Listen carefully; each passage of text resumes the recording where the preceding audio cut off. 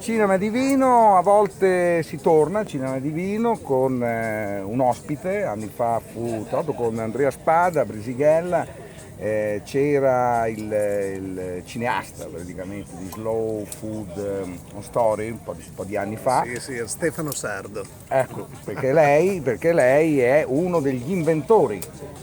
No, diciamo che Di ho Cinema di Vino. preso un po' le redini dopo che purtroppo è mancato Walter, che era lui, l'ideatore. lui sì. l'inventore, ecco l'eroe, possiamo dire, perché effettivamente io che vedo più dalla parte del cinema e dell'enogastronomia la cosa, come dire, mettere d'accordo tutte e due, nonostante mi sembra abbiano grossissimi interessi, perché il cinema di vino è secondo me perfetto, però poi ci sono dei meccanismi non facili insomma da abbinare, però evidentemente come si chiamava? Dal Pane? Sì. Come si chiama di nome?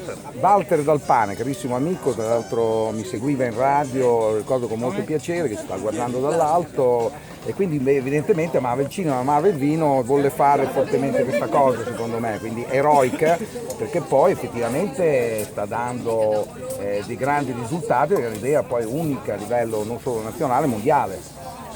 Direi planetario. Ecco, perché lei è reduce da Cannes, tra Sì, l'altro, infatti, ecco, sì. quindi questa è l'inaugurazione a Casa Spadoni e quindi bene, quindi ecco, Walter ebbe questa idea quasi impossibile. 16 anni fa, quindi appena 16ª edizione siamo quest'anno, quindi partì con 3 serate. Oggi solo in Emilia Romagna ce ne sono 60 quest'anno e poi siamo in Friuli, siamo nelle Marche, contiamo di farne tra le 80 e 90 in tutta Italia, quindi credo un bel modo di ricordarlo, con un'idea che comunque per chiunque si vive una serata, essere in paesaggi così belli, col cinema itinerante come facevano i Lumière e abbinare il vino al cinema, credo che sia sempre una magia unica che ce lo ricorda sempre. Anche perché poi ci sono dei film che magari in un contesto come questo assumono un valore, voi li avete in programmazione, io molto probabilmente li seguirò perché non li trovo in streaming, non li trovo su Netflix, non li trovo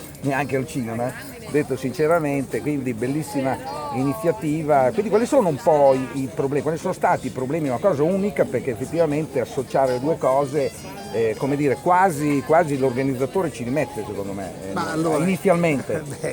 I problemi chiaramente sono principalmente di stampo logistico, perché chiaramente ogni sera la serata è diversa, siamo in un luogo diverso, con un film diverso e con del vino diverso. Questo vuol dire che muovere il cinema itinerante, quello che è la parte logistica, chiaramente è una parte di costi sicuramente importanti che vanno coperti, ma che di fatto, aiutati dalle grandi presenze che abbiamo e da qualche sponsor senza il quale non riusciremmo sicuramente a portare avanti le rassegne, credo si riesca a portare avanti queste serate in maniera molto bella. Quest'anno abbiamo anche una novità, faremo qualche collegamento da New York, da ristoranti ed enoteche che hanno come referenza il vino delle cantine in cui noi stiamo facendo la serata, perché vogliamo che ci sia una sorta di interscambio con il racconto di un aneddoto sul vino che ci arriva da New York e anche quello che è il valore vero del vino, quindi si racconterà cosa costa da loro quello che noi stiamo assaggiando a molto poco, e noi gli faremo invece vedere un elemento fortissimo di storytelling, ma soprattutto che il nostro vino è cinema. Questo è anche perché ci sono parecchi film americani in programmazione, chiaramente cose nazionali, cose anche proprio dedicate al vino, quindi insomma complimenti. Quindi lei da un sono romagnolo come Walter Dal Pane, lei invece è... Io sono sempre fiorentino, sempre romagnolo. Assolutamente. Anche se sono stato tanto in Piemonte, sono tornato nel 2012, sono sempre fiorentino e quando sono tornato mi sono messo da subito anche su questo progetto. Lei ha creduto in questa cosa che era praticamente finita con Walter Dal Pane, effettivamente insomma non era facile, anche perché poi una volta giravate con le pellicole. Sì, fino al 2014, fino a che le pellicole sono state legalmente possibili, noi abbiamo sempre girato in 35 mm, perché ci piaceva anche proprio il suono, la magia di quello che era un elemento un po' vintage, ma sicuramente magico del cinema itinerante, e appunto come lo facevano i Lumière.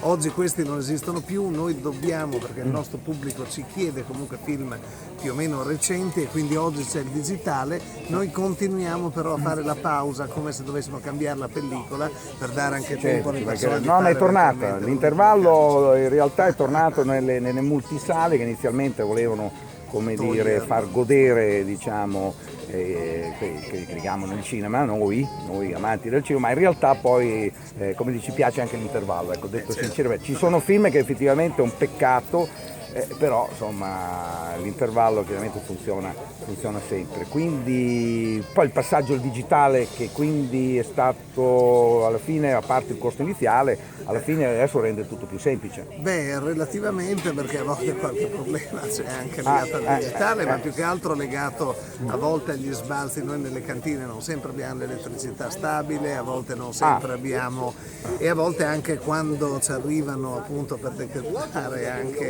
sì, perché deve arrivare, digitali, ecco, se quindi c'è qualche è via problema satellite, no? Ecco, quindi si scarica il film. Si scarica, e se la chiavetta non dovesse leggersi per qualche il giorno motivo, stesso, noi siamo morti. il giorno stesso si scarica, quindi non esiste quindi qualcosa di fisso, quindi dipendente allora, molto. Quando siamo fra virgolette con un supporto fisso, se il film ha almeno 6-7 mesi potremo avere un supporto fisso, e il problema non c'è.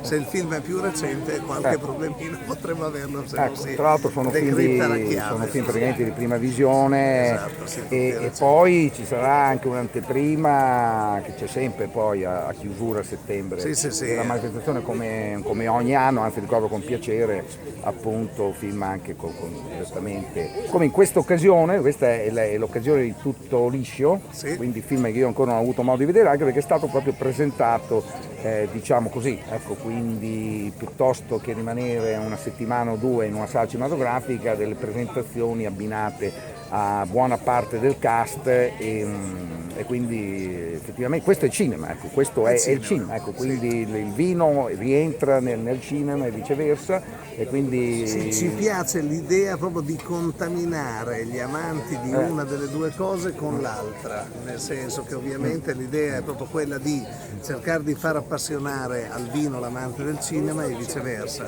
perché questo è il momento giusto, perché si trova, nessuno dei due deve sovrastare o dare fastidio all'altro, ogni cosa ha il suo momento di protagonismo, col terzo alleato che solitamente è il paesaggio, perché siamo quasi sempre in location meravigliose, dalle bellissime colline. Questa è la forte attrazione, appunto la cantina che riunisce chiaramente gli stimatori, come la fattoria Zerbina in questo caso. Veramente si bevono questi vini al ristorante sia a New York sia appunto in Romagna, Milano Marittima, per fare appunto un nome, e quindi finalmente, no, si va in queste cantine. In questo caso non è una cantina, ma è Casa Spadoni, che comunque è sempre una grande casa e si è affidato appunto a Zerbina. Poi in altri casi chiaramente invece si va direttamente, quindi complimenti. Una domanda proprio tecnica, quindi cinema di vino, che è un'invenzione mondiale, che è partita appunto dall'Italia, e che quindi consiste in una percentuale di cinema, una percentuale di vino, quindi tecnicamente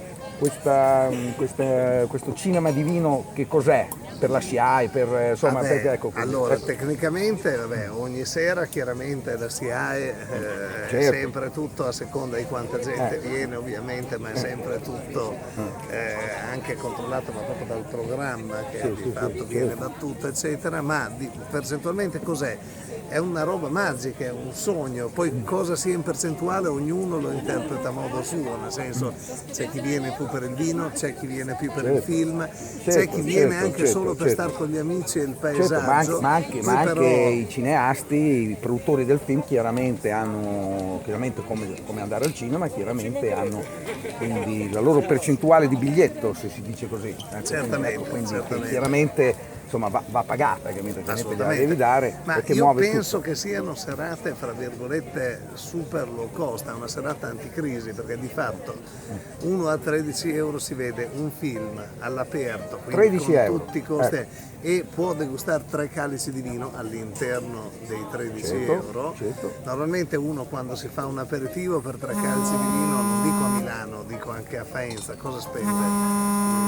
10 euro già solo lì, Sì, sì. mal contati, per Certo, cui certo. direi che se qui ti prendi anche il cinema e sei in un ambiente magico, Certo. ti fai una visita in cantina, ti raccontano una filosofia positiva, credo che tutto questo sia proprio un modo di solito anche mangiare qualcosa, che ci sia il food truck o che ci sia la gestione fatta dal ristoratore che è lo stesso cantiniero, il luogo come in questa sera, Certo. eccetera, anche il menù proposto sempre a prezzi molto accettabili, per cui uno si può facilmente fare una sera anche con 25 euro mangiando, degustando 3 calici e vedendo un film stupendo all'aperto. Bene, gli diamo già il Bib Gourmand perché, come dire, poi anche altri 5-10 euro rientrerebbe appunto in questo riconoscimento della guida Michelin. La stella no, però insomma il rapporto qualità-prezzo No, sì. ma alla stella non aspiriamo, vogliamo...